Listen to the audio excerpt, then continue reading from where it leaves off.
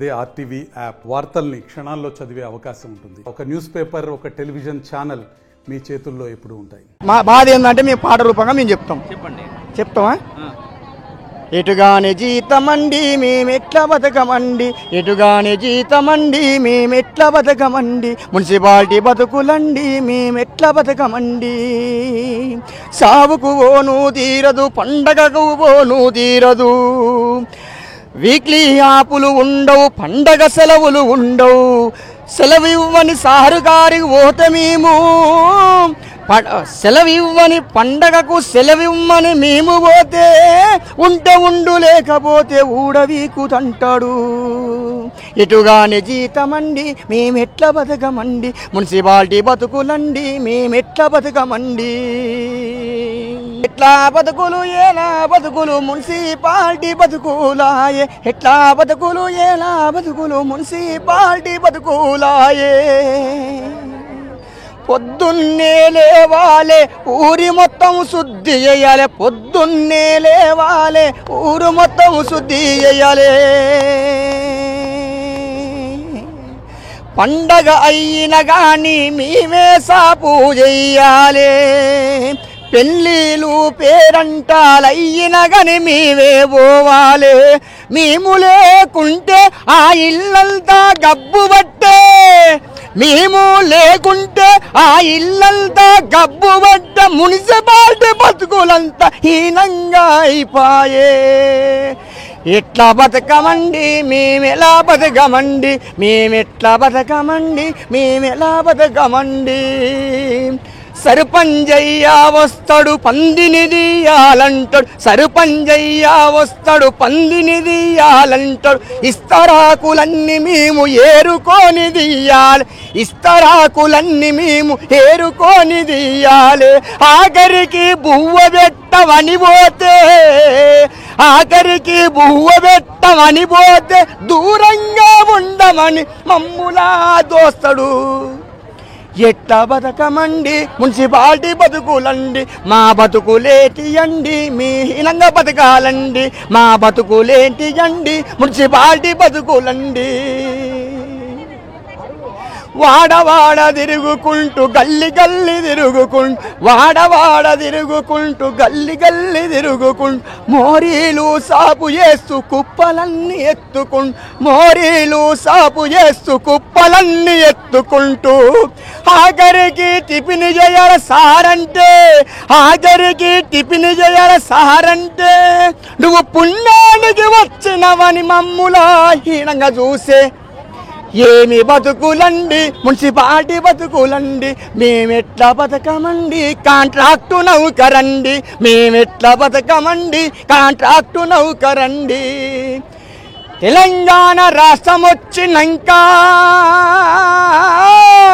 తెలంగాణ రాష్ట్రం వచ్చినాక కేంద్ర ప్రభుత్వం మొత్తం మున్సిపాలిటీ మీద చూస్తానే.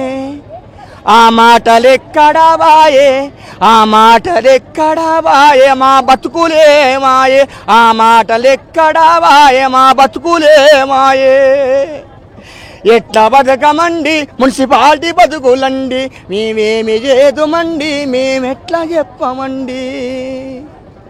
మీరు ఉదయం వచ్చి 4 గంటలకు 5 గంటలకు కూడా, ఉదయము 4 గంటలకు వచ్చి మేము, ఉదయము మేము 4 గంటలకు వచ్చి మేము ఊరంతా శుద్ధి చేస్తే, నువ్వేమి చేసినంటావు, నువ్వేమి చేసినంటావు, మేము ఎంత చేసినా కానీ పేరుకే రాదే, మేమెట్లా బతకమండి. అవునా కదండి? తెలంగాణ రాష్ట్రంలో మున్సిపల్ కార్మికులందరూ పొద్దుగాల లేవంగానే ఇల్లు వాకిలి పిల్లలని భార్యని అందరిని వదిలిపెట్టుకొని వచ్చి గిట్ట ఊరు మొత్తం శుద్ధి చేసి పొద్దు పొడుస్తున్నాగానే అంతా ఊరంతా తేడాగా చేసి ఆ శుద్ధి చేసిన మేము అలాంటి మా మున్సిపాలిటీ బతుకులు హీనంగా ఉన్నాయి. ఈరోజు ఒక ప్రభుత్వం పట్టించుకోవట్లేదు.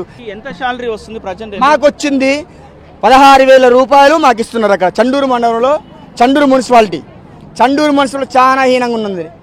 ఆ చండూరు మున్సిపాలిటీలో ఇప్పటి వరకైనా సరే 4-5 ఏళ్ళు అవుతుంది, ఒక్క చెప్పులు ఇస్తలేరు, బట్టలు ఇస్తలేరు, సబ్బులు ఇస్తలేరు.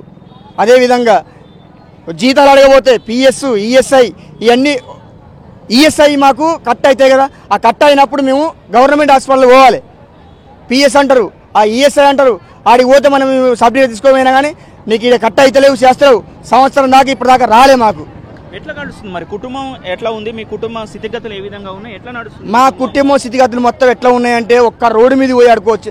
ఇవాళ కిరాణ్ షాప్కి పోయినా కానీ ఇస్తలేదు సార్. మాకు జీతాలు లేక మేము ఏం చేస్తున్నామంటే ఒక 10 రూపాయలు మాకు అది చాపత్తి అని అంటే ఇయ్యం. పోయిన నెలలే నాకు ఇవ్వాలని చెప్పేసి అంటున్నారు. ఇప్పటిదాకా మాకు ఏమి ఇస్తలేరు. అందుకనే ప్రభుత్వాన్ని మేము అడిగేది ఏంటంటే ఫస్ట్ మున్సిపల్ కార్మికులకు అందరికీ మాకు న్యాయం చేయాలని చెప్పేసి మేము డిమాండ్ చేసుకుంటే ఇక్కడ కూర్చున్నాం సార్. ఇంట్లో పోవాలి, మళ్ళీ ఇళ్ళల్లో పోయి గిట్ట పని చేయాలంటారు, గుళ్ళల్లో పోవాలంటారు, ఇళ్ళల్లో దావతులు చేసుకొని దావతుల కాడికి పోయి మీ పని చేయాలని చెప్తారు, గిన్నెలు పోవాలని చెప్తారు. గిన్నెలు పద్ధతి ఆడు సార్. కాకపోతే ఊరు శుద్ధి చేయాలి. కరోనా కష్టకాలం, కరోనా ఎస్ సార్, ఎస్ మీరు అడిగింది కూడా కరెక్టే. కరోనా సిచ్యువేషన్లో 4,50,000 రూపాయలు నేను పెట్టుకున్నాను సార్. కరోనా సిచ్యువేషన్లో నా భారం బాగాలేకుంటే ఇంటింటికి పోయి కరోనా మందు కొట్టాలంటే నేను పంపేసుకొని పోయి కొట్టినా సార్. అయినా ఎందుకు మున్సిపల్ కార్మికుల మీద ఎంతో చిన్న చూపు చూస్తున్నాం అనుకోవచ్చు రాష్ట్ర ప్రభుత్వం? మేము అదే అంటున్నాం. అందుకనే చిన్న చూపు చూడొద్దు మా మీద. ఈ ప్రభుత్వం ఎందుకు చూస్తున్నది? ఇదివరకు టీఆర్ఎస్ ప్రభుత్వం ఉన్నప్పుడు గిట్ట 24 గంటల డ్యూటీ వేస్తే డ్యూటీ చేసినాం. మేము పర్మనెంట్ చేస్తామని చెప్పేసి కాగితాలు తీసుకుపోయినారు, జిరాక్స్ తీసుకుపోయినారు, ఆధార్ కార్డు తీసుకుపోయినారు, రేషన్ కార్డు తీసుకుపోయినారు, అన్నీ తీసుకుపోయినారు. మాకు పర్మనెంట్ చేయలేదు. రేవంత్ రెడ్డి వచ్చినప్పుడు గిట్ట చేస్తా అని చెప్పింది. ఇప్పుడు ఈ ప్రభుత్వంలో నేను చేస్తా అని చెప్పేసి మాట్లాడినాడు. ఈ ప్రభుత్వం గిట్ట మాకేం చేయలేకపోతున్నది. ఫస్ట్ ఆఫ్ ఆల్ మాకేం చేయాలంటే మున్సిపల్ కార్మికులకు ఎంతసేపు ఉన్నా మాకు న్యాయం చేయాలి. ఈ ప్రభుత్వం అయినా సరే, ఆ ప్రభుత్వం అయినా సరే, పోయిన ప్రభుత్వం అట్నే చేసింది. ఈ ప్రభుత్వం అయినా మాకు న్యాయం చేస్తుందా చేయదా, గదొకటే మా డిమాండ్స్.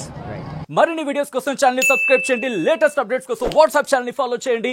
అండ్ లింక్ డిస్క్రిప్షన్ లో ఉంది.